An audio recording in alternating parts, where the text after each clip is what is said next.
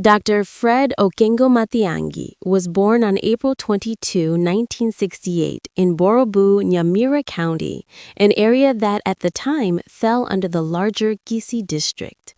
Raised in humble circumstances, he grew up in the Gisi Highlands, where he attended local primary schools before advancing to Kiabonyoru High School and later Gisi School, where he completed his A-levels in 1985.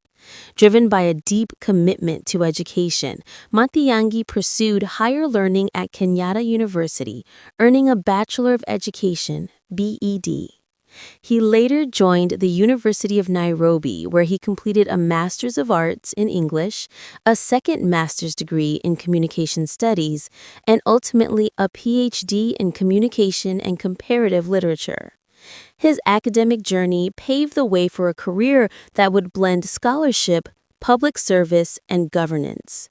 Matiangi began his professional life as a high school teacher before transitioning into academia. He lectured at Egerton University and later at the University of Nairobi, where his work in communication studies deepened his interest in governance and public policy. His expertise eventually took him beyond Kenya's borders, serving as the Eastern Africa Regional Representative for the Center for International Development at the State University of New York, SUNY. As a consultant, he worked with internationally recognized institutions, including the World Bank, the Commonwealth Parliamentary Association, and the United Nations Development Program. His entry into government came in 2013, when President Uhuru Kenyatta appointed him Cabinet Secretary for Information, Communication, and Technology, a position in which he oversaw Kenya's transition to digital broadcasting. His reputation as a firm, results-driven administrator grew rapidly, earning him the nickname Mr. Fix-It. In 2015, Matiangi was moved to the Ministry of Education, where he introduced sweeping reforms aimed at curbing exam cheating and restoring credibility to Kenya's national examinations system. His hands-on style made him widely admired by supporters, but also attracted strong criticism from detractors who viewed his methods as heavy-handed. By 2017, he had risen to one of the most powerful positions in government, Cabinet Secretary for Interior and Coordination of National Government. Initially appointed in an acting capacity, he was soon confirmed and placed in charge of national security, policing, and public administration. He also briefly served as acting Cabinet Secretary for Lands during this period.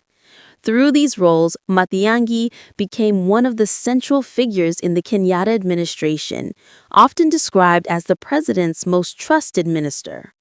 Away from public office, Matiangi maintains a quiet and private family life. He is married and the father of 2 children, a son and a daughter.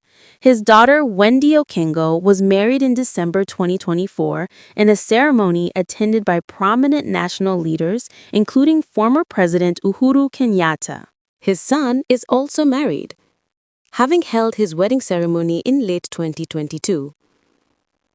A devoted member of the Seventh-day Adventist Church, Matiangi serves as an elder, though he prefers to keep his faith out of public spotlight. Questions about his personal wealth have followed him throughout his public career.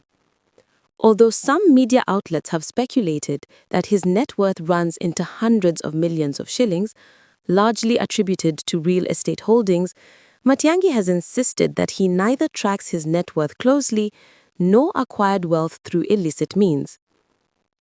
The Ethics and Anti-Corruption Commission, or EACC, launched a review of his wealth declaration forms spanning his decade in cabinet, though the outcomes of this investigation have not been widely publicized.